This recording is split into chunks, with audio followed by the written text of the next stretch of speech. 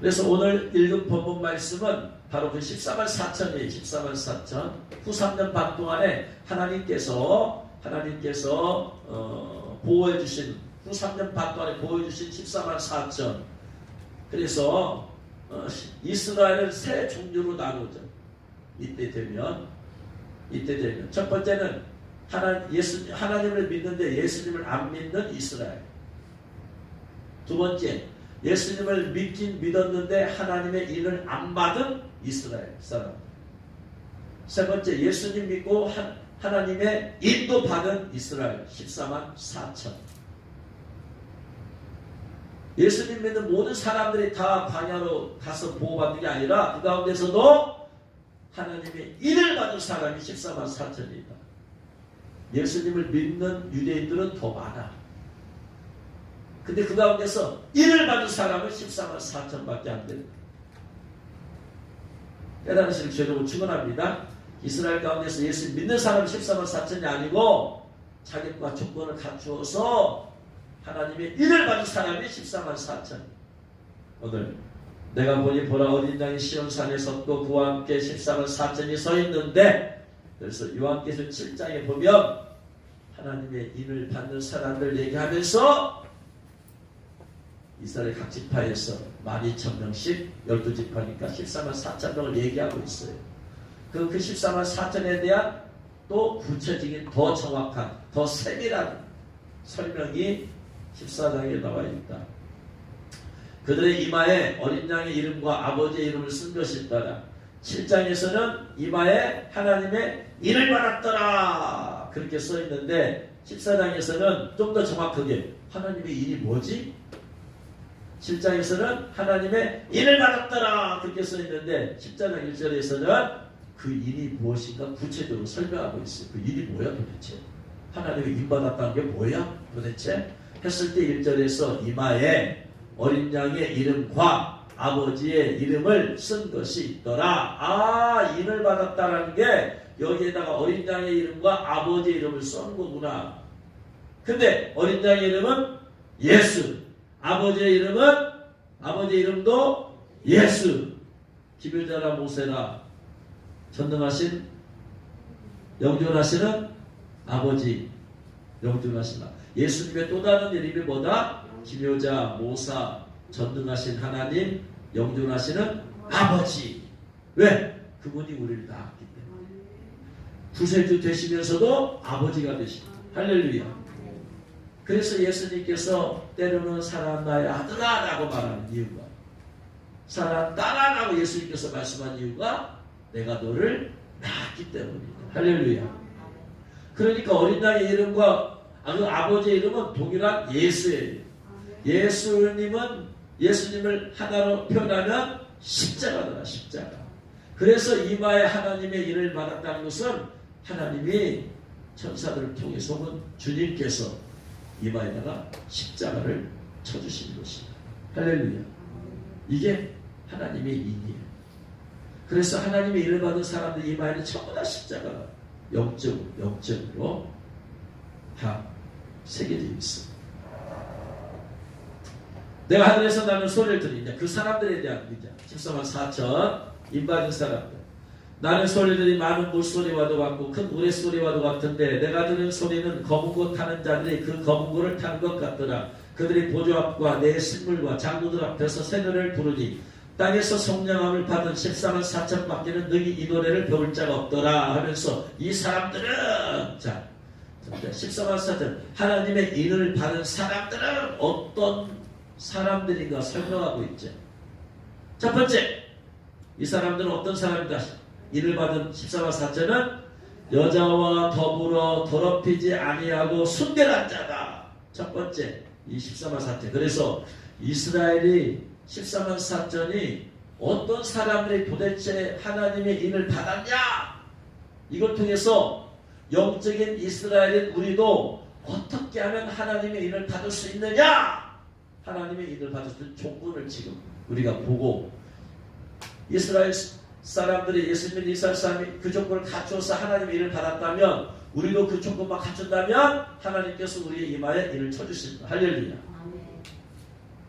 그래서 우리가 갖춰야 될 것이 4절 5절에 나와 있다. 계시록 14장 4절 5절.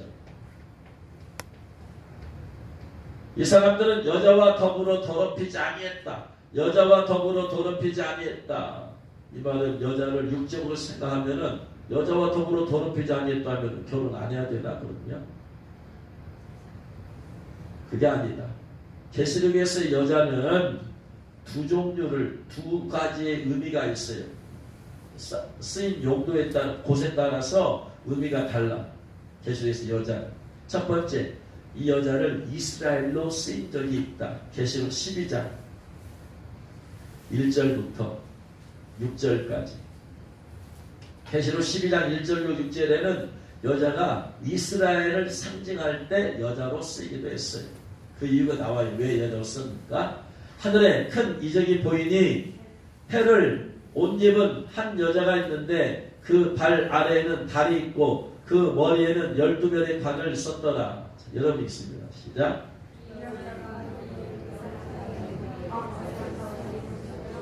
자, 해를 옷 입은 여자가 있는데 2절에 보니까 아이를 베어 해산하게 되었어요. 아이를 베어 해산하게 되었다.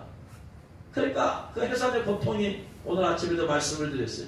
해산의 고통이 몇 번째다?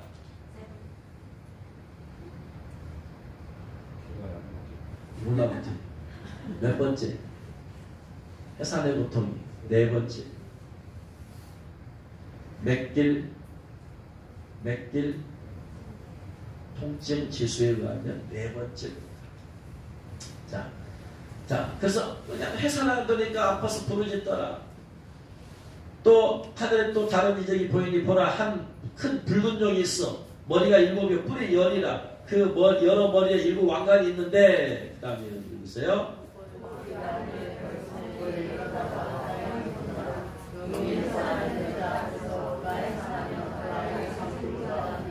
여자는 누군지 몰라도 욕은 잘 알아요. 욕은 뭐다? 마귀가 해산하려고 한 여자 앞에. 그러니까 이 여자는 용하고 같은 편이에요? 반대편이에요? 반대편들만 알 수 있죠. 해산하면 그 아이를 삭혀 먹어버리려고. 근데 5절 같이 읽습니다. 여자가 아들을 낳으니 이는 장차 철장으로 만국인을 다스릴 남자라. 누구를 상징해? 누구예요? 누구? 예수 그리스도죠. 그 아이를 하나님 앞과 그 보좌 앞으로 올려가더라. 그 다음에 6절 같이 있습니다. 그 여자가 광야로 도망하며 거기서 1260일 동안 그를 양육하기 위하여 하나님께서 예비하신 곳이 있더라 그랬어요.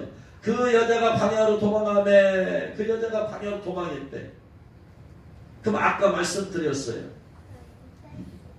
저 그리스도가 핍박을 하니까 이스라엘의 14만 4천이 피해서 광야로 도망해서 거기서 얼마 동안 있는다고 그래요. 하나님 보호를 받는다고 그랬어요. 3년 반이라고 했어. 1260일 나누기 30일 봐요. 성경에서의 한 달은 30일 계산. 1203, 42, 60일, 3, 2, 6, 42개월이야. 42개월은 뭐다? 3년 반이. 그러므로 이 여자는 누구를 상징해요? 이스라엘 상징. 그래서 여자가 이스라엘 상징. 그러니까 여기서는 안 맞아. 여자와 더불어 더럽히지 아니했어? 이들 자체가 지금 여자인데.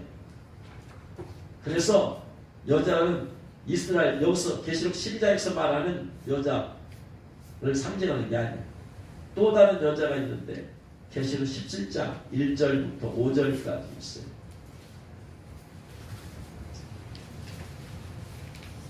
같이 읽겠습니다.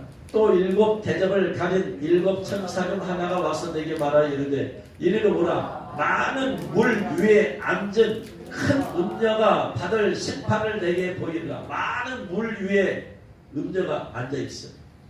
그 음녀가 심판을 받는데, 음녀는 여자예요. 그 다음에 2절, 땅의 임금들도 그와 더불어 음행하였고 땅에 사는 자들도 그 음행의 포도주에 취하였다고.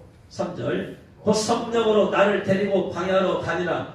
내가 보니 여자가 붉은빛 짐승을 탔는데 그 짐승의 몸에 하나님을 모독하는 이름들이 가득하고 7 머리와 10 뿔이 있으며. 여자가 붉은 빛 짐승을 탔어요. 근데 붉은 빛 짐승에는 하나님을 모독하는 이름들이 가득했는데 여자가 딱 탔어. 이 여자는 그러면 붉은 빛 짐승하고 같은 편이에요? 다른 편이에요? 같은 편이죠. 짐승 탔으니까. 그죠? 그 여자 나와 지금.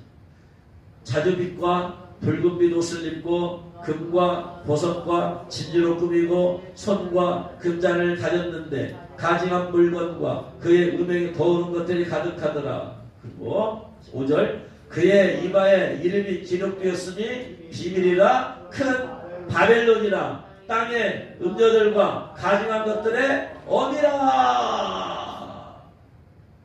큰 그의 이마에 이름이 기록되는데 비밀이라 큰 바벨론이라. 바벨론이라. 큰 바벨론. 성경에서 바벨론은 어디를 상징해요? 세상을 상징해요. 그러니까 여기서 말하는 여자는 뭘 상징한다? 세상. 세상이 뭐다? 음녀들의 어미. 땅의 음녀들과 가증한 것들의 어미. 이 세상이 여자예요.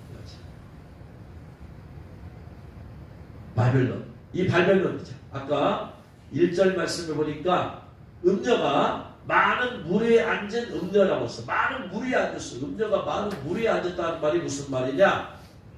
17장 15절 말씀 보면 많은 물 위에 앉았다는 말이 무슨 말이냐? 많은 물이 뭘 상징하느냐?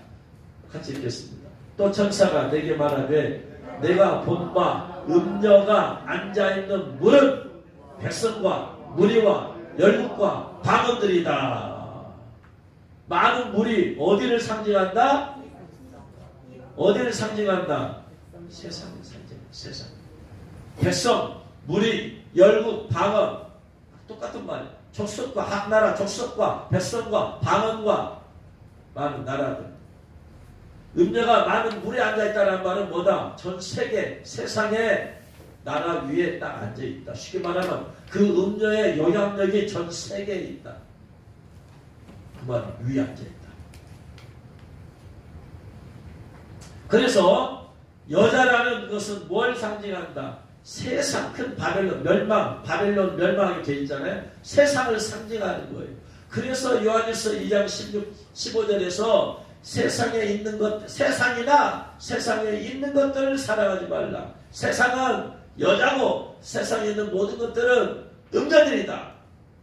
아까 땅의 음녀들과 가증한 것들이 어디라고 그랬어요? 여자가. 그러니까 세상은 여자고 그 다음에 음녀들과 가증한 것들이 어디라 했으니 그 여자에게 뭐가 있다? 음녀들과 가증한 것들이 있으니까 세상이라는 것은 여자고 세상에 있는 모든 것이 육신의 정욕과 안목의 정욕과 이성의 자랑이니.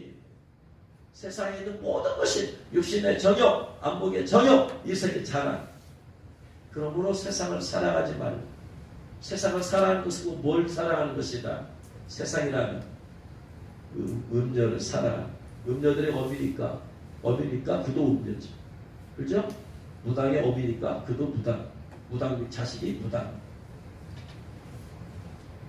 그래서 육신의 정욕이, 안목의 정욕이, 이성의 과시욕이 다 욕심이 들어가요. 이성의 정욕, 안목의 정욕, 이성의 자랑, 과시욕 전부 다 욕심. 이 세상은 다 썩어 없을 것들이 다 우리를 부패시키는 것들이야.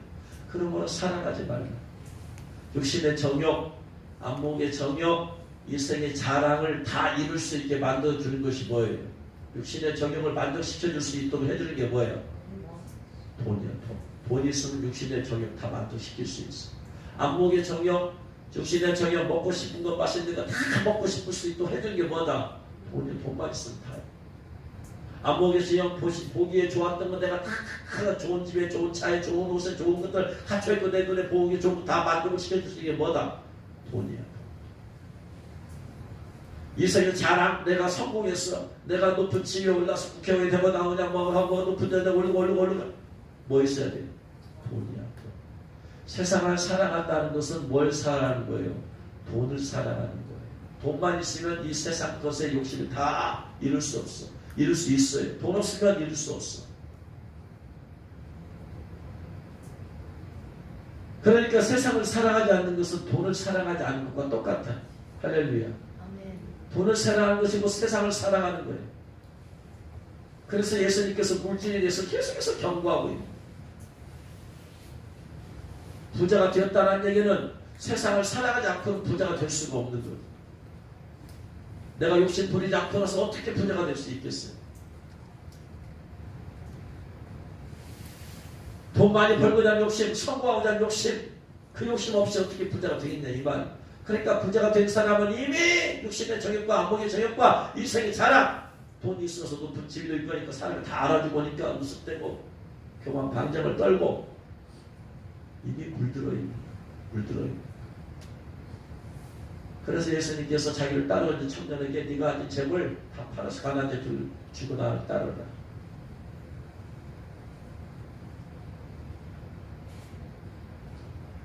그래서 다시 돌아가면은 그래서 이 14만 4천이 하나님의 인을 받을 수 있는 첫 번째 조건이 뭐다? 세상이라는 여자와 더불어 더럽히지 아니했어요. 내가 내 육신의 정욕으로 인한 더러움이 없어요. 안목의 정욕으로 인한 더러움이 없어요. 이승이 자기 자랑, 내 자신을 자랑하고 드러내려고 하는 것이 없어요. 큰 나를 낮추고 행여나 내 이름이 드러날까 두려워 떨어야 돼. 행여나 내가 육적인 만족 가운데 살고 행여나 이 세상에 헛된 거 내 육신의 눈에 보기 좋은 거 쫓아갈까. 아멘.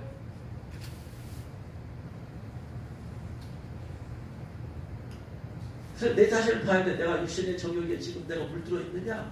이것이 내가 지금 자꾸 내가 이것을 끌리느냐? 안목의 정욕, 좀 더 좋은 것, 눈에 보기 좋은 것, 좋은 집, 좋은 차, 좋은 옷, 좋은 것들 그냥 눈에 보이는 거. 좋은 백, 다 좋은 신발, 사람들 눈에 보이게 해줘. 자꾸 내가 그런 걸 마음이 쓰이게 되어지면 지금 내가 지금 더러워져. 오직 오직 예수님을 사랑하. 세상을 사랑하지 않냐고 오직 예수님을 사랑하. 첫 번째 조건, 예수님 사랑하고. 할렐루야. 하나님의 일을 받거나 신부 여복을 입거나 오직 예수. 세상을 사랑하지 않냐. 썩어 없어질까 세상 사랑하지 마. 이 세상 사람들 다 이 세상의 사람들이 보이기 위해서요. 왜? 그들에는 마음의 중심을 보신 하나님을 믿지 않으니까 이 세상 사람 다 사람들에게 보이고 세상에 보이기 위함이에요. 그러나 우리는 세상에 안 보여줘도 세상에 안 알아줘도 세상에 안 봐줘도 주님이 보시기 때문에 주님을 보고 하기 때문에 그런 것에 개의치 말아요. 할렐루야. 그래서 주님만 사랑. 주님. 어떻게 하면 세상을 사랑하지 않을 수 있느냐? 세상을 사랑하지 않으려고 노력할 거 없어요. 그냥 주님만 사랑하면 세상에 별 관심 없어. 두 여자가 있어요. 한 여자가 더 아름다워. 내 배우자보다 더 멋있어. 그럼 어떻게 하면 그 사람을 사랑하지 않을 수 있느냐? 사랑하지 않으려고 노력하고 발목 치면 안 돼. 어차피 내게 좀 배우자가 보고 사랑하면 돼. 그럼 자연히 관심이 없어져. 세상을 사랑하지 않으려고 몸부림칠 거 없다 이 말이야. 내 눈에 누구만 보이면 돼. 예수님만 보이면 돼. 그러면 끝까지 그 아무리 지가 나를 요금치고 욕해도 난 넘어가지 않아. 근데 내가 주님을 안 보니까 여기를 보는 거야 지금. 안 보니까 주님한테 Fix your eyes on Jesus Christ. Fix your eyes on Jesus Christ. Fix 고정시켜라. on 누구에게? 예수 그리스도에게. Your eyes. 여러분의 눈을 예수 그리스도에게 딱 고정시켜.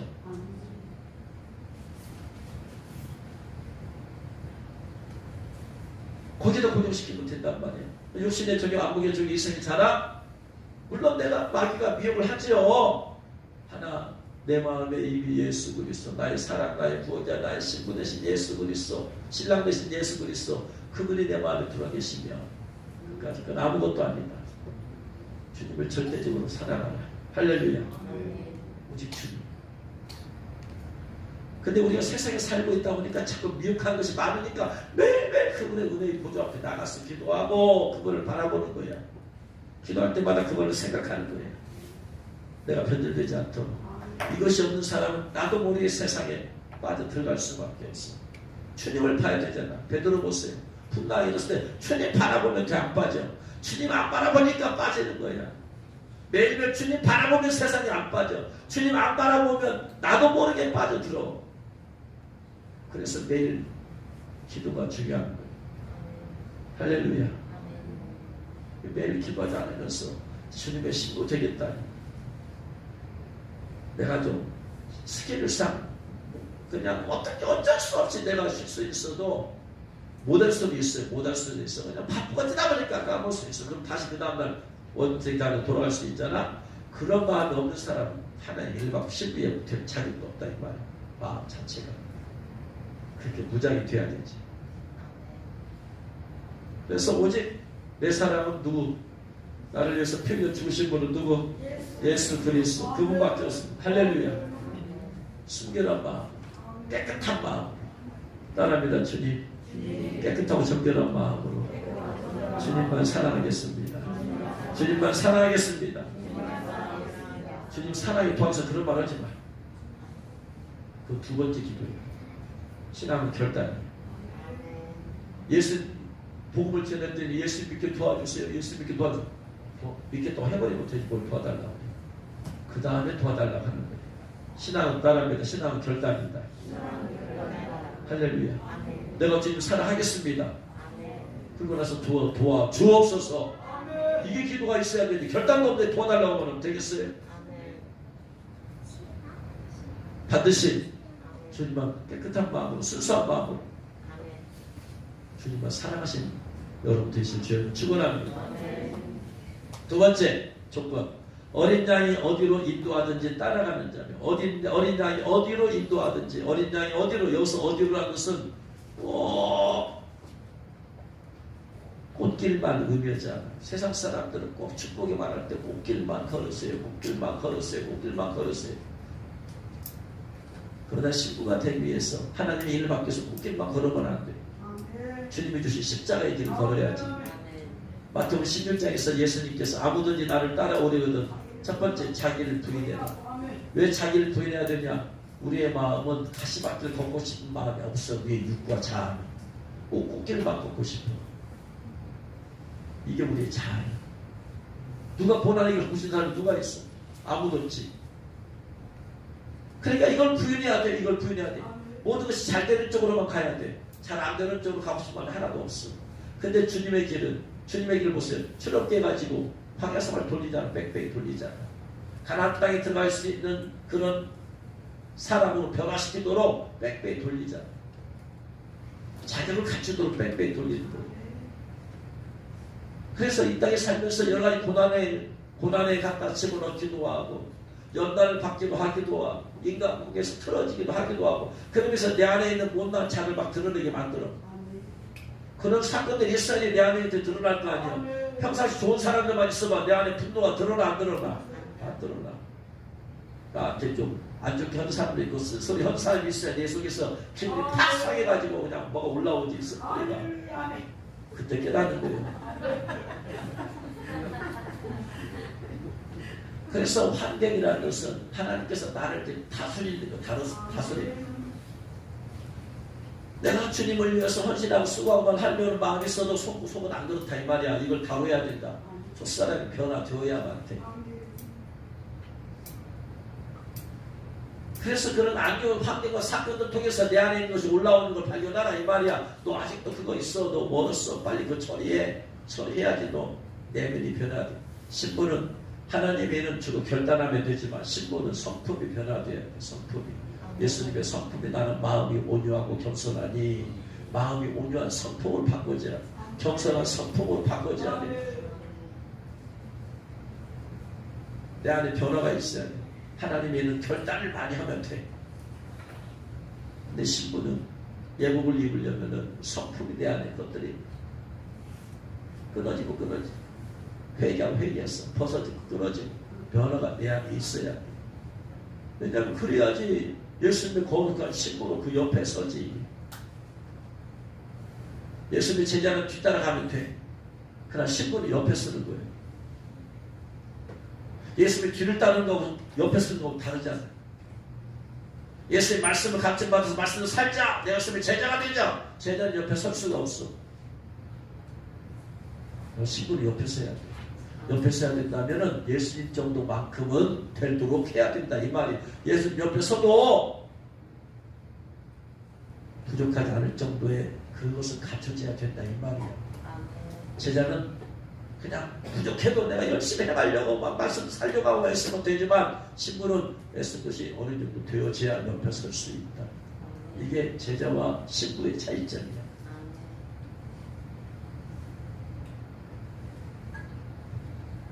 그러니까 제자가 되길 원하는 사람은 하나님 주님이 말씀 배운 각신대로 내가 열심히 따라 살려고 하면 된다. 그러면 제자는 돼. 그러나 신부는 안 돼.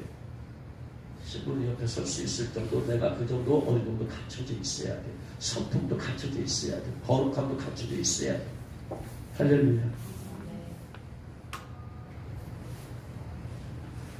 그래서 어린 양이 어디로 인도하든지 나가 따라가려면 내 자신을 부인해야 돼. 내 꿈과 비전, 내가 이 길을 좋아해. 이 길을 걷고 싶어. 근데 주님 아니다. 저 길로 가. 주여 저는 말씀 목회하고 싶어요. 아니다. 너 차량 생겨라. 주님의 생각과 내 생각이 다를 때 접어버리고 내 생각을 접어버리고 주님의 길을 따라갈 수 있어야 돼. 예수님처럼 겟세마네 동산에서 할 수만 있으면 이 자는 내게서 떠나가게 하소서. 예수님 마음은 그거였지만 결국 그것이 자를 받아들이더라. 우리는 고난의 길을 피하고 싶어. 이 길을 피하고 싶다. 내가 생각하고 계획한 대로 다 되고 싶어. 부인해라. 내려봐라. 포기해라. 내 생각은 네 생각과 다르고 하늘이 땅보다 높은 것 같이 내 생각 너희보다 높고 바다가 깊은 것 같이 내 생각 너희보다 더 깊다. 현실적인 그것이 주어졌을 때 내가 내 것을 꺾어버리고 아멘할 수 있다. 그것이 훈련이 되어져야 돼. 성품이 영성 훈련이 되어져야 돼. 할렐루야. 그래서 나를 끊임없이 부인해야 돼. 두 번째, 날마다 자기 제 십자가를 지고 쫓을 거야. 십자가를 지고 십자가 죽어야 된다. 자기 꿈이 죽어야지 하나님의 꿈을 이루고 내 의지를 죽여야지 하나님의 의지대로 내 방법을 죽여야지 하나님의 방법대로. 이게 근데 이게 말씀이 그냥 단순히 아멘한다고 되는 게 아니고 삶의 훈련이야. 훈련. 현실에 부딪혀졌을 때 직면했을 때 그때 그렇게 되어질 것은 해석적인 훈련이 되어져야 돼. 그래서 십자가를 지고 죽으면 죽으리라. 그 당시 십자가는 죽음이야. 내가 그리스도 함께 죽으면 죽으리라. 하나님의 인을 받을 가장 중요한 조건 중에 하나는 죽으면 죽으리라. 하나님의 너 666 표 받을래 죽을래? 나 죽으면 죽으리라. 안 받는다. 대환란 때 인을 받을 조건은 죽으면 죽으리라. 너 표 안 받으면 죽어. 받을 거야 안 받을 거야? 죽으면 죽으리라. 안 받아. 봉사단이 목이 칼으로 총을 너 예수 부인하면 살고 부인 안 하면 너 죽어. 어떻게 할 거야? 죽으면 죽으리라. 그래서 하나님이 입받은 가장 중요한 조건 죽으면 죽으리라. 목숨이 두 개는 하나는 내놓으면 하나 남았잖아. 근데 하나밖에 없는 게 죽으면 죽으려 하면 나 다 내놓겠다 이 말이 중요하고 위해서. 따라합시다. 죽으면 죽으리라. 할렐루야. 그 다음에 보니까 사람 가운데 속량함을 받아 처음 익은 열매라고 해서 처음 익은 열매. 처음 익은 열매가 언제 하는 거냐? 추수할 때 처음 익은 열매. 처음 익은 열매를 드렸던 절기가 뭐예요? 어떤 절기야? 처음 익은 열매 드린 절기 초실절. 또 오순절도 그랬다고 했잖아. 초실절에는 뭘 처음 익은 열매? 보리. 오순절에는 밀. 처음 익은 열매를 드립니다. 처음 익은 열매를 쉽게 말하면 가장 처음에 가장 좋은 것 따개서 누구를 드리고 하나님 드리고 나서 그 다음부터 뭐가 시작된다? 추수가 시작된다. 그래서 이스라엘 14만 4천은 처음 익은 열매가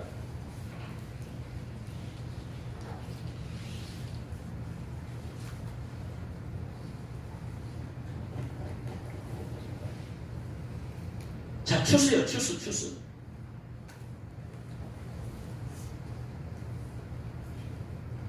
일곱 번째 나팔 울리고 후 3년 반 동안 이스라엘 14만 4천이 강연 도망해서 하나님의 보호를 받고 끄트머리 집에서 이제 그들이 휴거를 하게 되어지고 그 다음에는 이방인들, 표 안 받은 이방인들이 또 휴거를 하게 되어지고 이때 사건을 추수라고 한다. 추수. 예수님 공주 강림했을 때 휴거한 사건은 추수와는 상관없는 거야. 성경에서 말하는 추수, 타작마당을 쳐놓고 알곡과 쭉정이를 나누는 사건은 요한복음 14장에 나오는 사건이다. 그래서 추수야, 추수. 추수할 때 가장 처음 익은 열매, 가장 먼저 익은 열매를 먼저 드리고 나서 그 다음부터 추수하는 것이다. 그러니까 가장 먼저 드리는 것은 뭐고? 이스라엘이 14만 4천이고 이제 추수를 해야 될 거 아니야. 추수를 한 것은 누구고? 이방인들이지. 그래서 각 나라와 족속과 백성과 방언에서 수많은 사람들이 이루어지고 대화에서 나오더라. 할렐루야. 그러니까 똑같은 추수인데 이스라엘과 이방인의 다른 점은 이스라엘을 뭐라고 한다? 추수의 처음 익은 열매로. 처음 익은 열매를 먼저. 그래서 그들이 처음 익은 열매 휴거하고 그런가 동시에 같이 이제 추수를 해야 되잖아. 그래서 14장이 추수자냐, 추수자. 14장에 보면 그 밑에 이제 추수 얘기가 나오잖아요. 곡식, 땅의 곡식이 물 다 익었다고 그랬어요. 계시록 14장에 보면 첫 열매를 드렸어요. 익은 열매 드렸고 나서 그 다음에 이제 또 진짜 추수를 다 해야 되니까 그래야 되니까 14절, 15절 16절 또 내가 보니 같이 읽겠습니다. 또 내가 보니 흰 구름이 있고 구름 위에 인자와 같은 이가 앉으셨는데 예수님이죠. 그 머리에는 금멸관이 있고 그 손에는 예리한 낫을 가졌더라. 추수하려고 낫을 가졌어요. 또 다른 천사가 성전으로부터 나와 구름 위에 앉으신 예수님을 향하여 큰 음성으로 이르되 당신의 낫을 휘둘러 거두소서. 땅의 부식이 다 익어 거둘 때가 되었습니다. 뭐야? 추수잖아요. 추수. 다 익었으니까 뭐하라? 추수해. 구름 위에 앉으시니가 낫을 땅에 휘두르며 땅의 부식이 거두어지더라. 이게 뭐다? 이게 요한계시록 땅의 부식이 거두어졌어요. 이게 요한계시록 7장.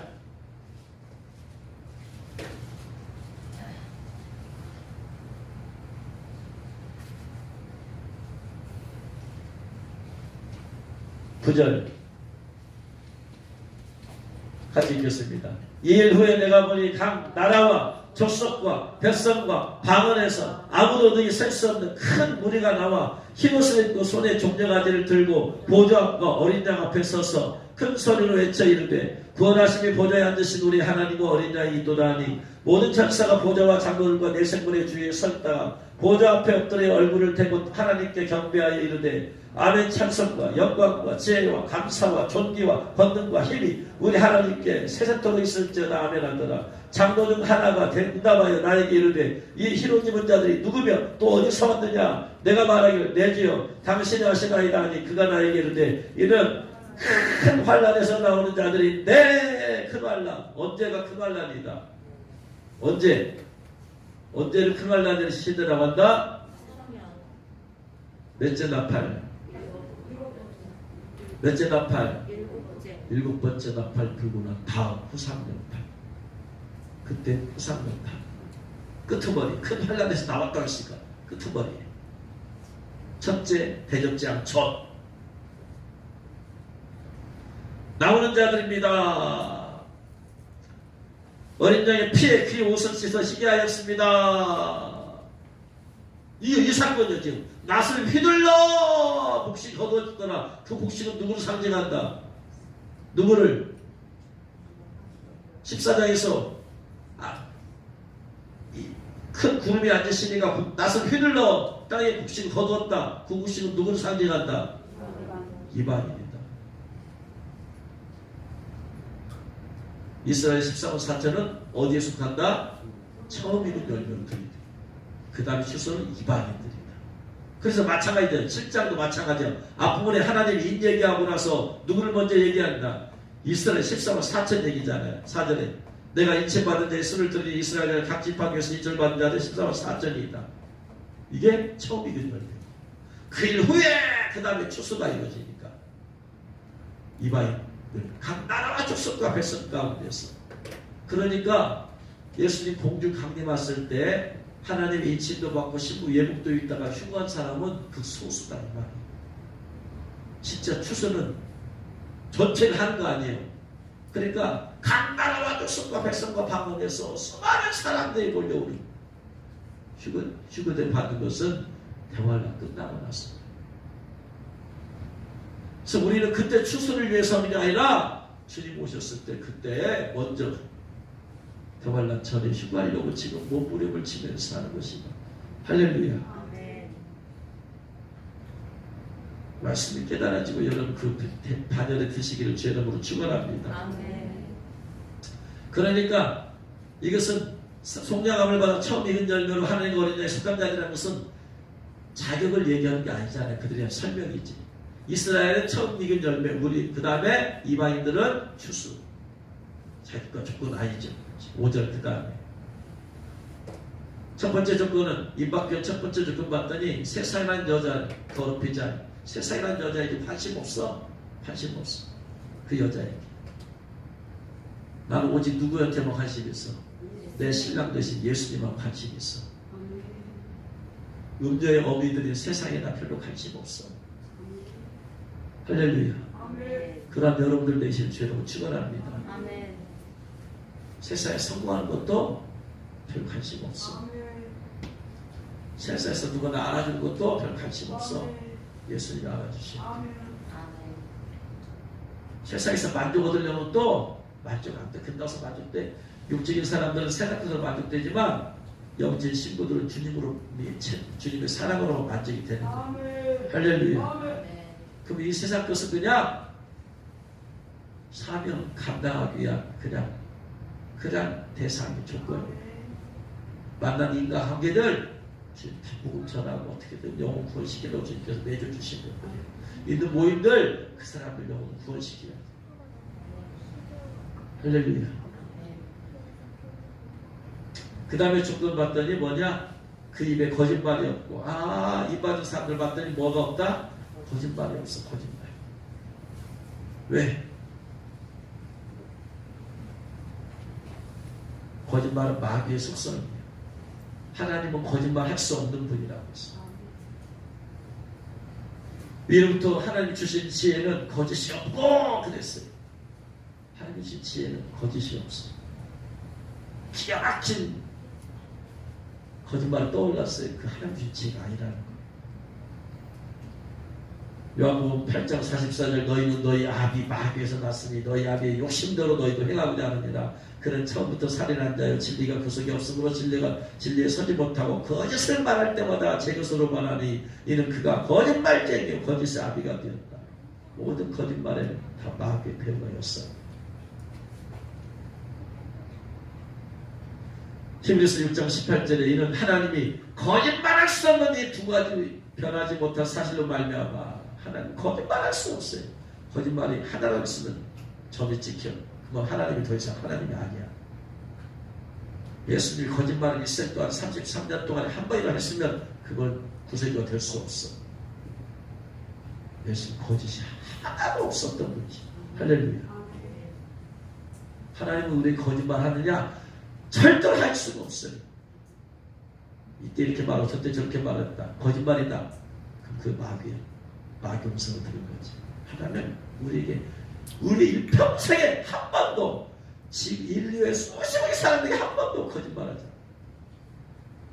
그러나 마귀는 거짓말 한 번도 하지. 야고보서 3장 17절 오직 위로부터 난 지혜는 첫째 성결하고 다음 화평하고 관용하고 양손하며 그 길과 선한 열매가 가득하고 편견과 거짓이 없나니 위로부터 하나님이 주신 지혜는 거짓말을 합니다. 거짓말에서 잔머리 굴려가지고 어떤 위기를 표현하고 거짓말은 아니다. 절대로 거짓말을 통해서 그 위기를 모면하고 하지 않으십니다.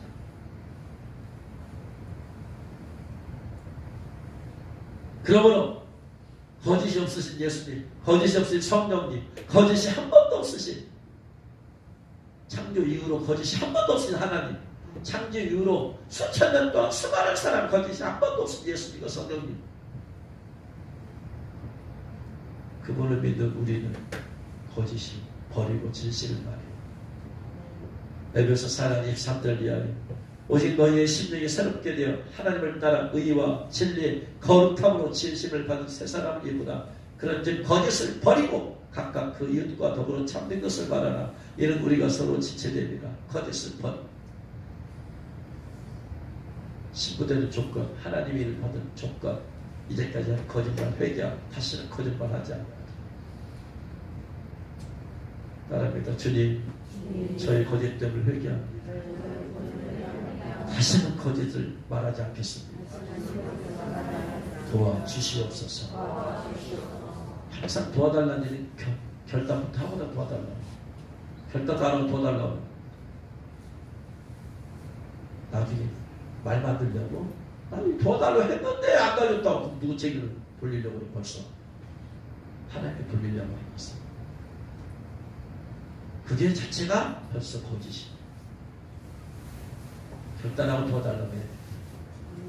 할렐루야. 계시록 21장 8절 말씀에서도 지옥이 하는 이유 중에 하나는 거짓말이다. 그러나 두려운 자들과 믿지 않는 자들과 흉악한 자들과 살인자들과 음행한 자들과 점술가들과 우상숭배 숭배자들과 거짓말하는 모든 자들은 불과 유하고 탄 곳에 던져진다. 이것이 둘째 사망이다. 예수 믿고 나서 거짓말을 계속해서 밥 먹듯이 하는 사람들 천국 못 간다 이 말이야. 거짓말하면서도 그것이 죄를 깨닫지 못하고 계속해서 거짓말해. 예수 믿는데 그 사람 지옥 간다 이 말이야.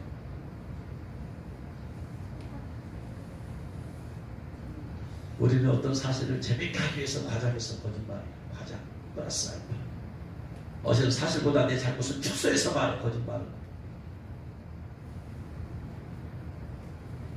때는 우리가 양심을 속이면서 거짓말할 때도 있어. 사실 확인은 안 해보고 막 내 생각을 계속 마치 본 것처럼 얘기를 해. 거짓말. 안 본 것을 본 것처럼 말하는 것도 거짓말이야. 잘 모르면 모른다고 해야 되는데 아는 것처럼 말하는 것도 거짓말.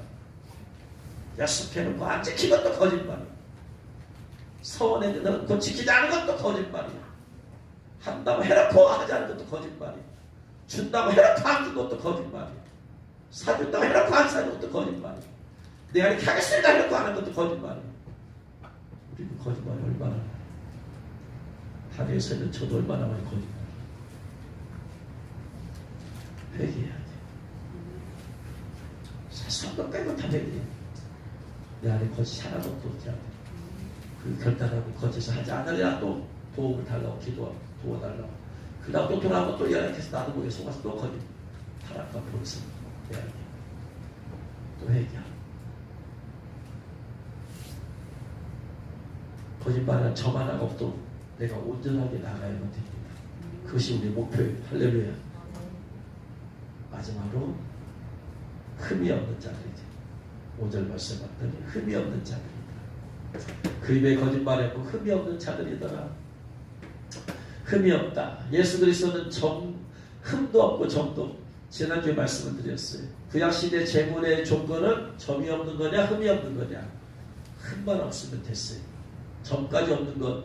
소를 제물로 삼으려고 하는데 점을 찾아내려면 소를 그냥 다 뒤지고 털을 까봐야 되는데 그러다가 찰고 그냥 뒷발에 채버리면 어떻게 하려고. 양털을 다 뒤지고 까봐야 점이 있는 것도 찾아냈었는데 그래서 제물을 찾을 때는 흠이 없는 것이 못했어요. 절름발이 아니고 눈이 안 멀었고 병 안 들었고 다친 데 없고 연안에 보기에 크게 흠이 없어. 건강하면 됐어요. 근데 점 없는 것까지 찾으려면은 다 머리에서 발끝까지 다 뒤지고 까봐야 되잖아. 아주 세밀하게 봐야 돼. 그래서 하나님은 흠이 없는 것만 제물로 바치라고 했어요. 근데 이 흠이 없는 것, 그 제물은 예수님을 상징하잖아요. 근데 예수님을 상징하는 말로서 흠이 없다. 예수님 이것만으로는 우리의 구세주시고 완전하신 하나님을 표현할 이 적절한 표현이 아니야. 그래서 예수님은 점도 없는 분이다. 저마나 같은 죄도 없는 분이에요. 저마나 같은. 그래서 베드로전서 1장 18, 19절에서 너희가 알거니와 너희 조상이 물려준 헛된 행실에서 태속함을 받은 것은 은이나 금같이 없어질 것으로 된 것이 아니요 오직 흠도 없고 점도 없는 어린 양 같은 그리스도의 보배로 피우는 것이라. 예수님은 흠도 없을 뿐만 아니고 점 하나도 없어. 거짓말이라는 점 하나도 없어. 죄라는 점 하나도 없어. 실수라는 점 하나도 없는 분이에요. 할렐루야. 이 땅에 사신 35년 뿐만 아니라 영원 전부터 하나님께서 지금까지 성부 하나님, 성자 예수님, 성신 성령님은 점 하나도 없는 분이시. 그분들은 할렐루야. 완전히 거룩하시. 점 하나도 없는 지극하시. 어떻게 점 하나도 없을 수 있어? 그러니까 사람이 아니시. 그러니까 하나님이시. 할렐루야. 그래서 흠 없으신 예수 그리스도의 신부가 되려면 신부들도 점 하나 없도록 힘써야 된다. 하나님의 자녀가 되면 흠은 없으면 돼. 하나님의 자녀가 되면 흠 없으면 돼. 네? 에베소서 1장 4절 5절 하나님의 자녀들이면 흠이 없으면 그 정도는 돼. 흠만 없을 정도면 돼. 같이 읽겠습니다. 곧 창세전에 그리스도 안에서 우리를 택하사 우리로 사랑 안에서 그 앞에 거룩하고 흠이 없게 하시려고 그 깊으신 뜻대로 우리를 예정하사 예수 그리스도로 말미암아 자기의 아들들이 되게 하셨으니 흠이 없게 하시려고. 하나님의 자녀로서 흠만 없어도 잘하는 거예요. 사람들에게 흠 잡힐 것만 없어도. 근데 기독교는 흠 안 잡히는 기독교는 거의 없어. 직장에 가면 특별히 불신자 같이 모여있는 그것을 하면 불신자한테 흠만 안 잡히면 흠 안 잡히고 살 수 있다. 불신자한테 여러분 한 소리도 안 듣고 흠이 안 잡힌다는 얘기는 불신자한테 한 번도 손가락질 안 받아. 안 좋은 소리 한 번도 안 들어야 돼. 이게 가능해요? 여러분 직장에서 불신자한테 실수 하나 해봐. 흠이 잡힌 거예요. 흠 하나 안 잡힌 것도 어려운 일이에요. 어려운 일. 근데 하나님의 자녀들이 되려면 참다운 자녀들은 흠이 없는 그런 흠 잡힐 것이 없는 그런 삶을 살아야 돼. 이게 자녀의 조건이야. 근데 신부의 조건은 흠만 가지고 안 된다. 점 하나도 없도록 힘써야 된다. 할렐루야. 이게 차이점이야. 자녀는 흠만 없는 정도면 된다. 신부는 점 하나도 없을 정도로 온전하게 돼야 된다. 할렐루야. 베드로서 3장 14절 말씀. 베드로서 3장 14절. 같이 읽겠습니다. 그러므로 사랑하는 자들아 너희가 이것을 바라보나니 이것을 바라보는 게 뭐예요? 이것을 바라보는 게 뭐예요? 그 앞에 이것이 그 앞에 나와 있지. 베드로서 3장 10절부터 보세요. 베드로서 3장 10절부터 같이 읽겠습니다. 그러나 주의 날이 도둑같이 오리 그 날에는 하늘이 큰 소리에 떠나가고 물질이 뜨거운 불에 풀어지고 땅과 그 중에 있는 모든 일이 드러나리로다. 이 모든 것이 어떻게 풀어지리니 너희가 어떤 사람 되어야 마땅하냐. 거룩한 행실과 경건함으로 그 다음에 하나님의 날이 임하기를 바라보고 간절히 사모하라. 그날에 하늘이 불에 타서 풀어지고 물질이 뜨거운 불에 녹아지려니와 우리는 그의 약속대로 우리가 있는 곳인 새하늘과 새 땅을 바라보도다. 새하늘과 새 땅을 바라보도다. 14절에 그러므로 사랑하는 자들아 너희가 이것을 바라보나니 이것이 뭐예요? 새하늘과 새 땅을 바라보는 자들아 새하늘과 새 땅에서 새 예루살렘 성에 들어가길 원하는 신부된 성도들아 뭐하라? 주 앞에서 점도 없고 흠도 없어야 돼. 신부들은 어디까지 없어야 된다? 점도 없어야 된다. 하나님의 자녀로서는 흠까지만 없어도 돼. 그런데 딱 지금 점 하나 없어야 돼. 그렇게 온전하게 해야 돼. 그렇게 온전하게. 이게 신부의 조건이에요. 점 하나도.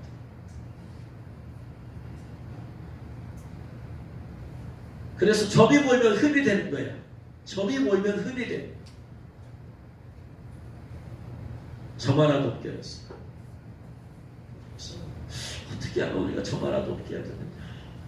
가장 예배에서 점 하나도 없어야 되면 한 번도 빠지지 말고 다 모든 예배. 주님이 말씀했어. 신부유가 되길 원하는 사람은 모든 공직 예배 반드시 드려야 된다. 예배 공직을 빼먹으면서 신부가 된다. 어린 파프로 치고. 여러 번 말씀했어요. 여러 번 말씀했다고 안 듣는 사람들은 도대체 뭐가 되려고 하는 건지 관심 없다는 얘기. 하나님을 영원롭게 하면서 예배하는 예배. 내가 절대로 예배에 빠지지 않으라 결심하고 아무것도 모르게 하려는 거 아니야. 빠졌다. 너 점이 아니야. 흠이야. 흠. 예배 빠졌다. 점이라는 것은 예배를 드리는데 1분 늦었어. 30초 늦었어. 1초 늦었어. 예배 도중에 졸았어. 예배 도중에 말씀 듣다가 딴 생각, 집에 두고 누룽지 생각이 확 고든다. 빨리 가서 먹어야지. 이름이 점이야. 점. 온전하. 기도 매일 드려. 이게 점도 흠도 없는 건데 하루 빼먹었다. 흠이 없는 거예요. 기도를 하는데 하다가 잡념을 가지고 그냥 삼천포를 빠지고 와서 또 그런 생각에 묵상을 하고 그냥 또 내용이 하면 흠이. 인간관계에서 남에게 뭔 소리 들을 정도다. 점이 흠이 있는 거야. 흠이 있는 거야. 근데 다른 사람이 눈치를 못 챘는데 내가 눈치를 채는 거야. 내 안에. 다른 사람은 내가 화난 줄 모르고 있어 지금. 근데 난 알고 있어. 내가 좀 화가 나가 있구나. 이게 점이야. 저 사람이 눈치채게 내가 욱하는 말 했어. 이건 흠이야. 흠. 내 안에 점 하나도 없다. 그렇게 힘세. 말을 하면서 말 실수가 탁 튀어나갔어. 저 사람이 알아들었어. 그러고 내 인상이 좀 붉어졌어. 흠이야.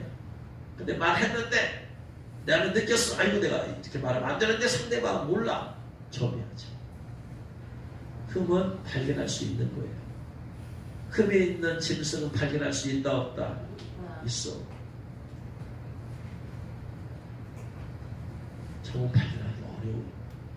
발견하기 어려우니까 나만 알 수 있는 거야. 점이라는 것은. 내 마음에 있는 것이 드러났어. 잘못된 것이 흠이야. 근데 내 마음에서 막 잘못된 마음이 있어. 이거 점이야. 점. 사람들은 몰라. 내 생각이 막 악한 생각이 막 돌아가고 있어. 사람들은 몰라. 점이야. 점. 점도 없는 그런 것을 내가 꿈꿔야 된다. 왜? 최고의 반열이기 때문에. 신부는 최고의 반열이다. 예수님 옆에 설 수 있는 신부는 신부밖에 없어. 자녀들은 설 수가 없어. 같이. 제자도 뒤따라가는 거예요. 군사도 명령받고 뒤따라가는 거예요.